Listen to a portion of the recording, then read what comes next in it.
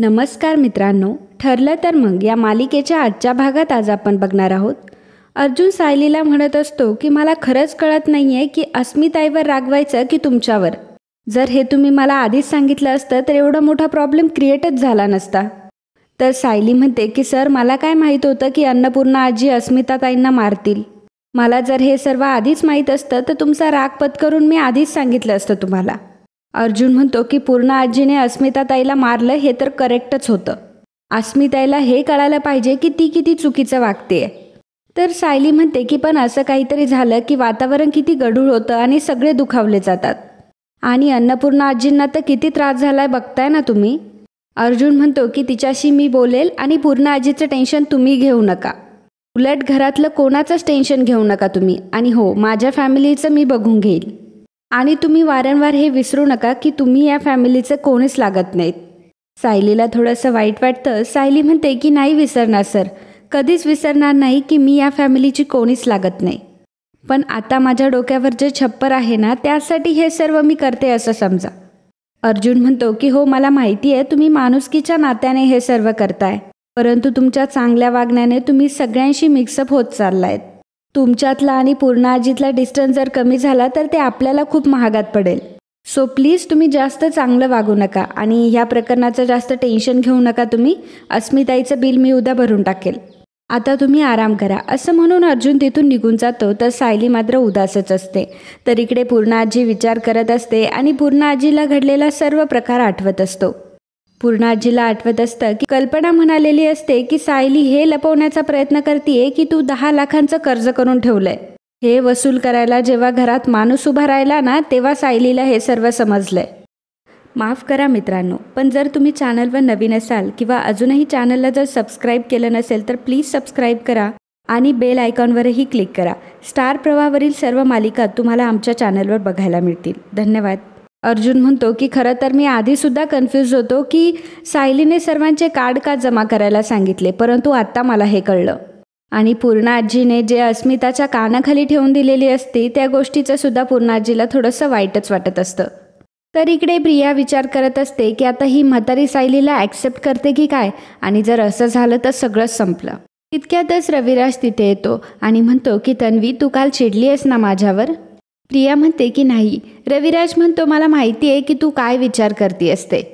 खरं तर मी आवाज चढवायला नको होता तुझ्यावर. प्रिया म्हणते की नाही बाबा, तो तुमचा हक्कच आहे. रविराज म्हणतो की अगं, मी तुला अर्जुनवरून ओरडलो ते तुझ्या भल्यासाठीच. अगं, तू जितका त्याचा विचार करत जाशील तितकी तू अडकत जाशील. तो त्याच्या आयुष्यात कधीच पुढे निघून गेलाय आणि त्याला तुझी आठवण देखील नाही आहे. आणि तू मात्र त्याच्यासाठी अजूनही झुरतीयेस हे बघून मला खूप त्रास होतो बाळा.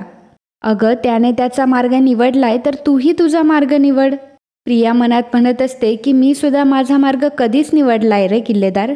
ज्या मार्गावर भरपूर पैसा आहे परंतु त्या मार्गावर काटे पण तितकेच असतील असा विचार केला नव्हता. रविराज म्हणतो की कसला विचार करतीयस तन्वी, ऐकशील ना माझं. प्रिया म्हणते की बाबा, मला तुमचं ऐकायचं असतं, मी तुमच्या शब्दाच्या पलीकडे नाहीये. पण माझं मनच माझं ऐकत नाहीये तर त्याचं काय करू मी बाबा.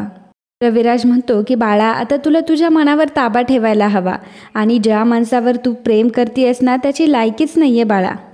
त्याने तर त्याचा मार्ग निवडलाय, आता तूही तुझा मार्ग निवड. तर प्रिया म्हणते की मी नक्कीच प्रयत्न करेल बाबा आणि मला खरंच पटतंय तुमचं, असं म्हणून प्रिया रविराजला मिठी मारते. तर इकडे पूर्णा आजी रात्रीच्या वेळी पायऱ्यांवर बसलेली असते आणि रडत असते. तिला प्रतिमा आत्याची आठवण येत असते. तिला आठवत असतं की प्रतिमा तिला म्हणालेली असते, जेव्हा माझी खरी आई गेली तेव्हा तूच मला वाढवलंस आणि आज माझ्या अर्जुनसाठी तू माझ्या तन्वीला सिलेक्ट केलं. खरं तर प्रतिमा तेव्हा खूप भावूक झालेली असते आणि पूर्णा आजीला ती लगेच मिठी मारते. तर पूर्णा आजी म्हणते की प्रतिमा, तुझी आई आणि मी लहानपणीच्या घट्ट मैत्रिणी. आई जेव्हा शेवटच्या घटका मोजत होती तेव्हा मी तिला वचन दिलं होतं की मी तुला कधीही अंतर देणार नाही. आता आपल्या ह्या नात्याबरोबर आपल्या पुढच्या पिढीचं सुद्धा नातं जोडलं जाईल. पूर्णा आजीला हे देखील आठवत असतं, जेव्हा जाण्याची वेळ आलेली असते तेव्हा तन्वी मात्र घरी जात नसते. तन्वी म्हणत असते की मला इथेच राहायचंय आणि जाता जाता प्रतिमा आत्या म्हणालेली असते की येते मी. तर पूर्णा आजी म्हणते की सावकाश जा हां. तेव्हा प्रतिमा म्हणते की अगं, भेटू ना आपण लवकरच. आणि हे सर्व आठवून पूर्णाजी खूप रडत असते. तितक्यातच कल्पना तिथे येते. कल्पना बघते की पूर्णाजी रडते. हे बघून कल्पनाला धक्काच बसतो. कल्पना पटकन खाली येते आणि पूर्णाजीला म्हणते की पूर्णाई, तुम्ही जिन्यात का बसलाय? अहो, तुम्हाला काही होतंय का पूर्णाई? पूर्णाई, तुम्ही रडताय? काय झालंय पूर्णाई? तुम्हाला कशाचं इतकं वाईट वाटतंय? पूर्णाई, तुम्हाला प्रतिमाची आठवण येते का? ती तर तुम्हाला रोजच येते, पण आज काय झालंय? हे बघा पूर्णाई, मला आता खूप भीती वाटते. तुम्ही एक काम करा, तुम्ही तुमच्या खोलीमध्ये या आणि पडा. पूर्णाजी म्हणते की नको, मी इथंच बरी आहे. कल्पना म्हणते की बरं ठीक आहे, पण काय झालं ते सांगा तरी मला. पूर्णाई, माझी शपथ आहे तुला. पूर्णाजी म्हणते की कल्पना, मी हारले ग. एक आई म्हणून मी हारले. मी प्रतिमाला जरी जन्म दिला नव्हता तरी तिला माझी मुलगी असल्यासारखंच वाढवलं होतं. तिला अगदी कधी काहीही कमी पडू दिलं नाही. पण आज मला असं वाटतंय की मी तिला दिलेला शब्द मी पाळू नाही शकणार. प्रतिमाला असं तर नाही ना वाटणार की मी तिचा विश्वासघात केलाय?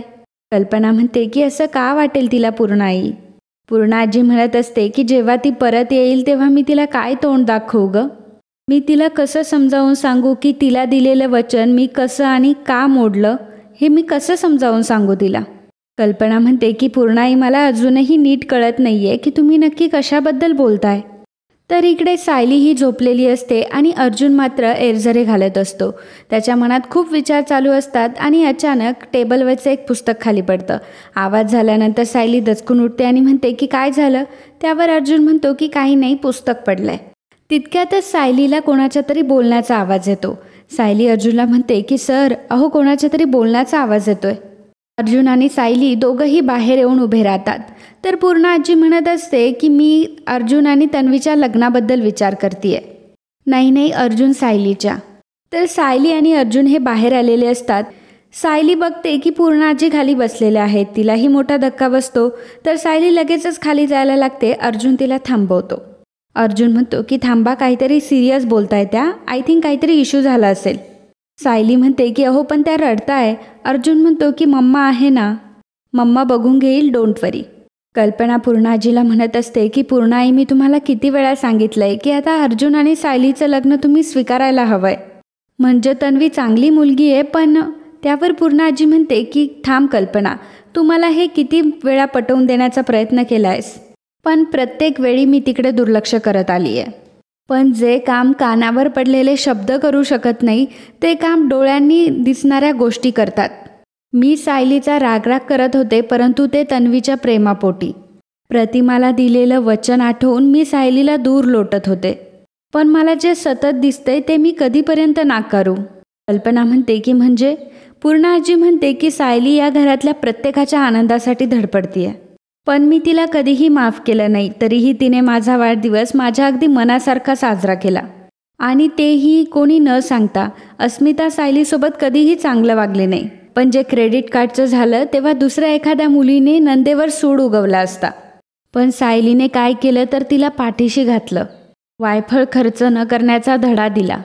आणि तोही प्रेमानेच.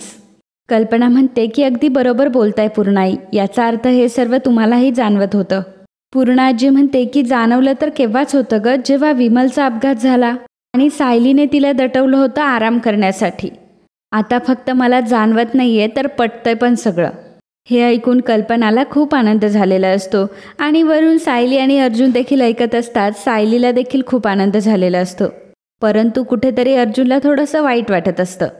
पूर्णाजी म्हणते की सुभेदारांच्या सुनेमध्ये जे जे गुण असायला हवे होते ते सगळे सायलीमध्ये आहेत आणि हे आता मला चारही बाजूंनी दिसतंय.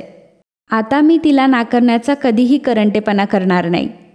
तर कल्पनाला हे ऐकून खूप आनंद झालेला असतो. अर्जुनची मात्र चलबिचल चालू असते. अर्जुन मनामध्ये म्हणत असतो की याचा अर्थ पूर्णाजी सायलींना ॲक्सेप्ट करायला निघाली आहे की काय? No no no no no, असं होऊन अजिबात चालणार नाही. It's too dangerous. पूर्णाजी पुढे म्हणत असते की पण मनात एक भीती आहे ग कल्पना.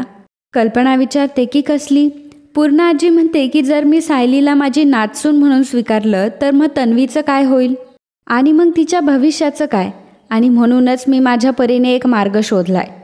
माझ्या प्रतिमाची माफी मागून मला आता तेच करावं लागणार आहे. कल्पना म्हणते म्हणजे तुम्ही नक्की काय करणार आहात पूर्णाई? पूर्णाजी म्हणते की मी आधी तन्वीसाठी एक स्थळ शोधणार आहे, तिचं लग्न लावून देणार आहे. आणि तिचा उत्तम संसार सुरू झाला की मग अर्जुन आणि सायलीचं पुन्हा लग्न लावून देणार आहे. आता हे ऐकून मात्र सायली आणि अर्जुन एकमेकांच्या तोंडाकडे बघायला लागतात. आणि पूर्णाजीचा हा निर्णय ऐकून कल्पना मात्र खूपच खुश होते. पूर्णाजी म्हणत असते की मी सगळ्यांच्या डोळ्यासमोर त्या दोघांचं लग्न लावणार आहे आणि तेही सर्व रीतीभाती पाळून, सुभेदारांना शोभेल अशाच दणक्यात. कल्पना मात्र खूपच खुश होते. कल्पना लगेचच पूर्णा आईला मिठी मारते. दोघीही खूप खुश असतात, परंतु इकडे अर्जुन आणि सायलीच्या चेहऱ्यावरचे रंगच उडालेले असतात. कल्पना म्हणते की पूर्णाई, अहो माझा तर विश्वासच बसत नाही की तुम्ही हे सर्व बोलताय. अहो मी या दिवसाची खूप आधीपासून वाट बघत होते. Thank you so much. आणि मला माहीत होतं की एक ना एक दिवस सायलीचा चांगुलपणा नक्कीच तुमच्या लक्षात येईल. शेवटी मुलांच्या आनंदातच आपला आनंद असतो, हो ना. आता एकदा की तुमचा आशीर्वाद अर्जुन आणि सायलीला मिळाला ना, त्यांचं सर्व आयुष्य अगदी सुखाचं जाईल. अर्जुन म्हणतो की आता मी पूर्णपणे डेड होणार आहे. कल्पना पूर्णाजीला म्हणत असते की आता तन्वीच्या लग्नाची जबाबदारी संपूर्ण आपली आहे. मी उद्याच तिच्याकरता स्थळ बघायला सुरुवात करते. एकदा की आपल्याला मनासारखं स्थळ मिळालं ना, आपण लगेचच रविराज भाऊजींना सांगूयात आणि मग त्यांनाही खूप आनंद होईल. तर पूर्णाजी आणि कल्पनाचं सर्व डिसिजन झालेलं असतं, परंतु सायली आणि अर्जुन मात्र खूपच टेन्शनमध्ये असतात. आणि मित्रांनो, आजचा हा भाग इथेच संपतो. पुढील भागात आपल्याला पाहायला मिळणार आहे अर्जुन सायलीला म्हणत असतो की आता जर तुम्ही पूर्णाजीच्या मनातून उतरल्या नाही तर काय होईल माहिती आहे ना तुम्हाला. आपल्याला कॉन्ट्रॅक्ट फाडून फेकून द्यावं लागेल. आणि मग ते चालणार आहे का तुम्हाला. त्यावर सायली म्हणते की नाही सर. अर्जुन म्हणतो की ठीक आहे, मग आतापासून मिशन व्हाईट सून तुम्ही स्टार्ट करा. तर सायली मुद्दामच फोडणीमध्ये हिरव्या मिरच्या टाकत असते आणि ठसका करते. सर्वजण जेवायला बसलेले असतात, सर्वांना ठसका लागतो. तर सर्वजण खोकत असतात. तर पूर्णाजी म्हणते की सायली, अगं ठसका होतोय, जरा गॅस कमी कर. खरं तर अर्जुनने ते सायलीला मुद्दाम करायला सांगितलेलं असतं. तर मित्रांनो, असेच ठरलं तर मग या मालिकेचे डेली अपडेट बघण्यासाठी आत्ताच आपल्या चॅनलला सबस्क्राईब करा. आणि आजचा हा भाग तुम्हाला आवडला असेल तर व्हिडिओला लाईक आणि कमेंट करायला अजिबात विसरू नका. धन्यवाद.